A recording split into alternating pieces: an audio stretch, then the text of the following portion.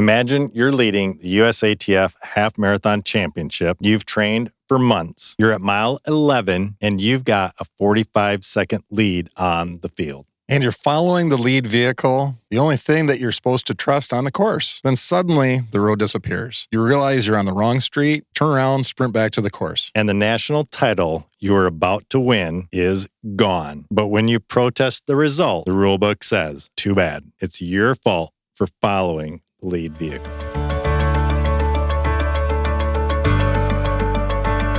Hey, everybody. Welcome back to the I Don't Know Running podcast, where we share our experiences that make running fun and sometimes not so fun. I'm Lewis. And I'm Mitch.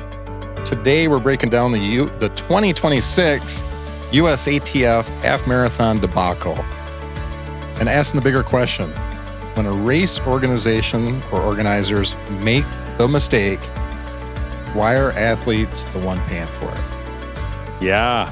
And we've seen that a couple times recently.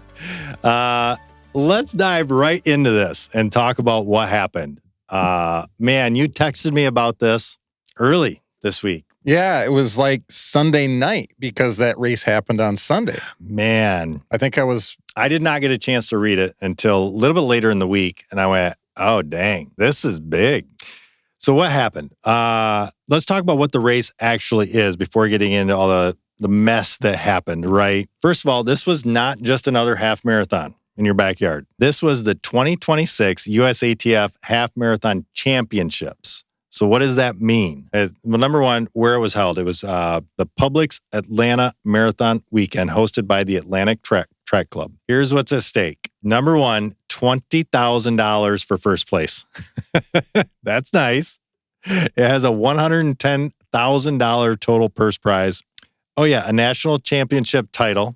So meaning more opportunities after that, probably opportunities for sponsorships, like all of it. Like it's a big deal. It's a big deal, including automatic qualification for Team USA. Yeah, you probably want, if you're a contender, you really want to do that. Yeah, that is crazy. It says the top 3 men and women were supposed to earn spots on the U.S. team for the 2026 World Athletics Road Running Championships in Copenhagen. That's a big deal. That's a game changer. Career level consequences. Straight, yeah.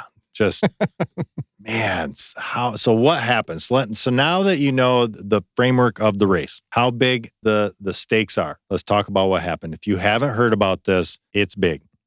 They say the mile 11 disaster with about, well, we'll say this says a mile and a half, but we all know half marathon's 13 miles. So maybe it was roughly. It was in the 11th mile. In the 11th mile. So that's even closer than I initially thought. It's close. Oh my goodness. So with about a mile, 1.5 miles to go, the women's race had broken open. The leaders, Jess McLean, was in first place. Behind her, Emma Grace Hurley and Edna Kurgat. The three of them had a minute-plus lead on the rest of the field. The race was basically decided. It was done. I mean, barring, a disaster. Right. Like this. Well, we were talking before, it was like you could slow down 20 seconds a mile plus, which for them is jogging. That's huge. Huge. Then the lead convoy made a wrong turn. So the lead convoy included a police motorcycle, a media bike, and a camera operator. And somehow they turned off the certified course, and we'll get to that why a little bit later. And, of course, doing what they do from the lead, sometimes too closely, as we discussed a few weeks ago. Were they drafting? I know. The leaders followed them. What leaders would do, because that's exactly what you're supposed to do.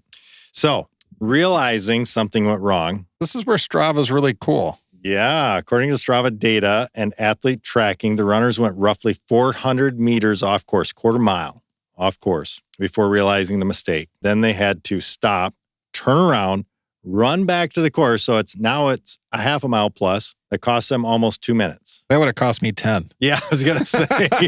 That's probably would have cost me the race. I would have stopped with, this is BS. I'm done.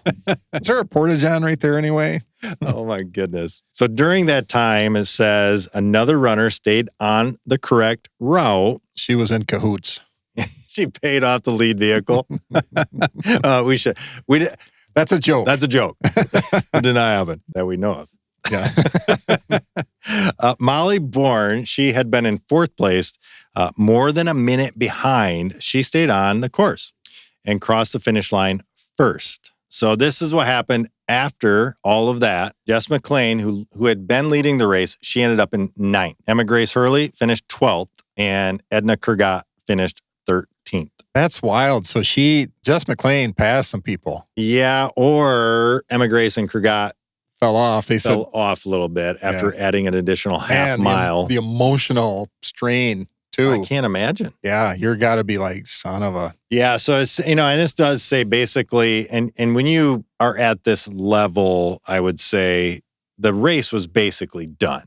They had a minute lead with a mile and a half to go. Maybe there might have been some shakeout between the three, but I guess I don't know those details. I'd have to see where were they at. But at any rate, those three should have finished first, second, third. So then comes what happens after the protest. After the race, the athletes filed protests. And here's where the findings get a little bit interesting. And there's a lot to take in here. Number one, USATF Jury of Appeals actually admitted something. They said the course violated USATF, U.S. Track and Field, Rule 243, meaning the course was not adequately marked. So the organizers did make a mistake. However, the protest was denied. And here's why. The rule book apparently does not allow results to be changed due to organizer error. That sucks. And I like, we don't have rules. Do we have mass chaos? It looks like we have chaos anyway, even with the rules, because the rules... The last 3 episodes now, including this one, have been about rules and the chaos that comes with them. Screw the rules. I can't wait to talk about the last episode. Man, we have another episode coming. It's actually going to talk about the last episode we had, and I can't wait to talk about it. Anyway, so yes, the race was conducted incorrectly, but we can't fix it, is what they said, according to, again, the rules. And I get it. There's rules for a reason. There's rules for a reason. Yep. So here's the responsibility gap. USATF added another layer.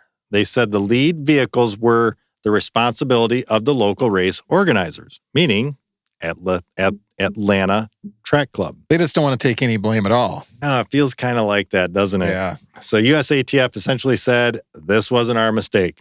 And it says athletes were competing in a USATF National Championship, however. So a weird kind of spot to be in. Because the race organizers ran the event, the governing body sanctioned the championship, and the athletes are the ones who lose.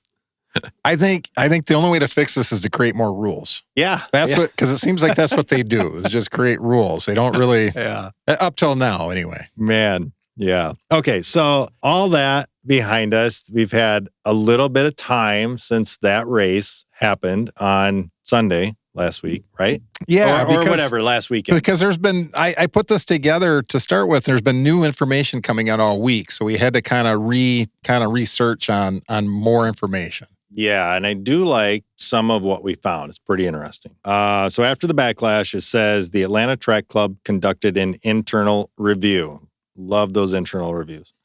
Kidding. They put someone in a chair, put a bright light on them. What happened? Yeah. It says during the, and this is, number one, this is interesting. This is where I get a little bit serious because it's not funny. This sucks. This is terrible what did happen. But it goes to show how important race course marking is. Yeah. It says during the race, a police officer working traffic control was hit by a car nearby. And this is terrible. And that...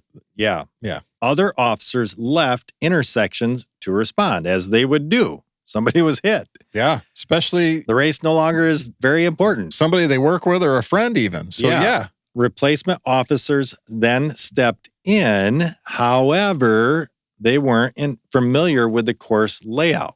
All this makes sense, right? The course included and this is where it gets even more confusing or just crazy or the chaos. The course included a pedestrian bridge normally closed to vehicles. So when the convoy reached that section, the police motorcycle went the wrong way. Why would you drive across something for pedestrians? Yeah, that is normally closed to vehicles. Yep. And the entire lead convoy followed, which is how the runners ended up off course. So all that, it does it makes sense what happened. It's just an unfortunate, string of events that led to this.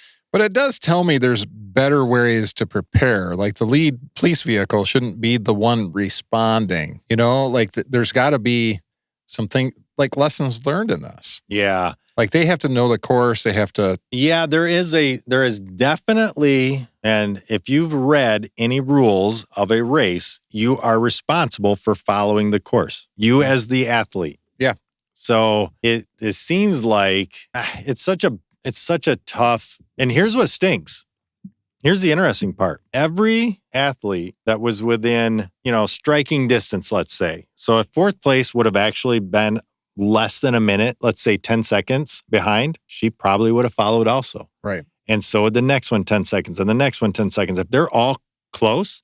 But they were way out ahead. Do you think everybody else saw it and like, oh, sorry, you went the wrong way? Well, here's the thing. So if you know the course and you know that, I got to go across this bridge, you're no longer following the lead vehicle. Yeah. You know the course. So you're just going to follow. So it is interesting, the dynamics of the race, all that led to this debacle. Well, in the prep, we talked about a few races, local races that we've run that's happened. Like a bike, there's a race in Grand Haven or whatever that the bike, I think Brian ran it, where it took him out the wrong way. It went and they added distance. He wasn't trying to win, so It's like he got bonus miles. Like, yeah, it still stinks, but he got to run extra. I remember running a race. Funny story. This actually happened twice. Moonlit Miles from Arrow. I remember it now. Moonlit. I couldn't remember the name of the race. It's no longer a race. Moonlit Miles from Arrow in Greenville, Michigan, at an apple orchard. Both years I've ran it, and this is going way back. Small race, so I was near the lead, let's say top 5, 6, 7, something like that, and got directed the wrong way both times I ran it. You'd think you'd learn. It's a tough one to tell you about. You're right. I should have learned. Honestly, I should have, because the next year I went back, I remember talking about how we got sent the wrong way the first year. And then the first year, instead of continuing, like honestly, just straight, we got directed down this row. I don't even know why. We got going down this row. We're like, we should be finishing. And next thing you know, I see a guy coming towards me and we're like, all right, we're turning around. We ran back. And it's interesting. I don't remember the exact what happened, but I think we kind of all shuffled ourselves back into the proper order and went to the finish. Dave DePrato, who commented on the last video, he ran that race. And I remember, I'm pretty sure he was one of the ones that when I turned around, I ran into him and and so we all just I think he was in that top like 9, 10. And we went up and across the finish line. I think we kind of got ourselves back in order and just stayed there. We were not that far from the finish. The next year, different course because it's in this apple orchard and they just kind of do it. However, come up to this spot and we're like, we're on our final lap. Or we're heading to the finish. I don't remember the question. And they're like, take a left. And we shouldn't have taken a left. We were supposed to continue straight. But it was kind of this weird junction. It's the worst because I had that one in Idaho that I ran that the course was horribly marked. And I would stop at and it was a small race. I'd stop at cross sections and looking around. Nobody's like, oh, goodness. I think it's this way. It was basically a supported long run, kind of. There was maybe some water stops. It was horrible. That's never a good feeling. I know that I think Brian, who obviously listens to the podcast, the one in Ohio, I don't remember what it is. Him, Joe, and Linda, we all did this race down there. And I think they got off course. I'm not kidding you, probably 3 to 5 times. It was, but that is a very different one because that was a trail race in the middle of the woods. You had to be super paying attention to where you were going. I've seen it, yeah. You do. I mean, it does go to show you have to pay attention. Sometimes the markers aren't very clear, especially on trail runs. We're getting a little we are deep off. We normally do. But here, one last thing. What is the kettle moraine? Kettle moraine is known for what they literally say it in their documents, confusion corner, because you hit this corner like 3 or 4 times in the race and you go a different way every single time. Why would they do that? I don't know. It just happens to be a major junction. Especially if you're running 100 and it miles. was 100 miles. Yeah. You're not thinking straight at certain points. Yeah. Anyway, I digress. Getting back. Okay. So here's what happened in order for them to try to make it right. And I think this is awesome for the most part. Number one, even though the results weren't changed, Atlanta, and this is really cool. I want everybody to hear this. The Atlanta Track Club decided to compensate the runners financially. So Jess McLean was given the equivalent of her first place prize money, 20 grand. And Hurley and Kurgat were paid the equivalent of second and third place, respectively, because they would have been in second and third. So financially, they tried to make it right. That's awesome. That's about all you can do from their standpoint. Yeah. What more can? That's literally all they can do. Yeah. Because they were not controlling the championship. Right. They were controlling the race. So, yeah, financially taken care of. But that still doesn't fix the bigger issues. The national title, the official podium, and the automatic Team USA spot. That's enormous. Hopefully sponsors, still see their value. Yeah. Yeah. Like you got back to course really fast. Here's some shoes. Yeah. Yeah. So here's the awkward part. This was interesting. Even Molly Bourne, who is the official winner, so she's the one that crossed finish line first, admitted something publicly. She said the situation felt super uncomfortable because she knew the leaders had been sent the wrong way. She even said she might decline the world championship spot if it were offered. That's crazy. It says a lot about her character too. It does. You're right. Yeah. Because you want to win. You don't want to win that way. Yeah. You want to win because you were best. Yeah. And chances are those three females would not have maybe one of them might have been, bonked, and broke down, but not all three. So the chances of Molly Bourne taking first, pretty slim. She wasn't going to make up a minute at that stage of the race. So yes, it speaks very highly of her character. So what happens next, they say? Story isn't completely over. The Team USA selections for the World Championships aren't finalized until May, which is pretty close, 2026. And they've trained specifically for this, right? Like those kinds of racers, those elites, they target a race. They build to peak at that race. So it's not like they can say, oh, just go find another half.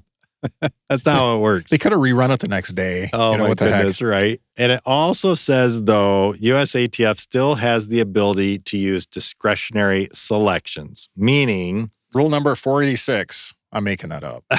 I was like, where did you see that? I didn't see that. Yeah, rule number 4086. It's a new one. Yeah.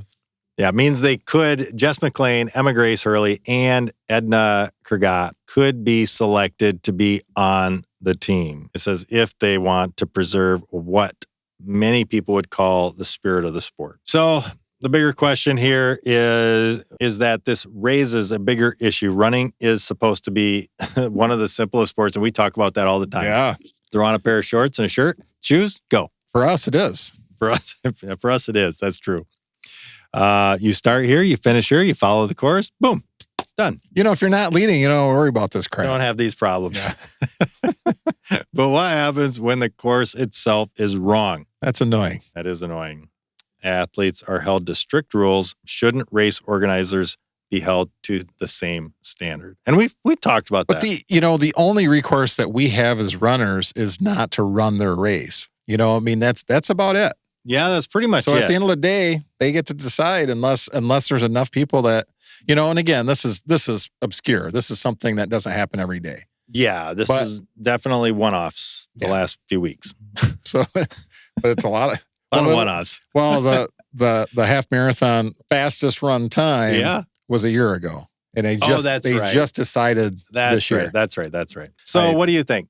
If race organizers make the mistake, should the results still count? Or should governing bodies step in and correct it? Oh, that's what I was going to say. We have the choice to run the race. However, in this case, they didn't. USATF said this is where the championship is going to be at. Right. So they didn't even have a choice. If they want to go there. That's true. Because here is the case, or in this case, I'm sorry, the race may have been not decided by the faster runner, but by a wrong turn. Let us know what you think. Was this just an unfortunate mistake, or did the rules fail the sport? Yeah, either way, we'll see you out there. Until then, happy running.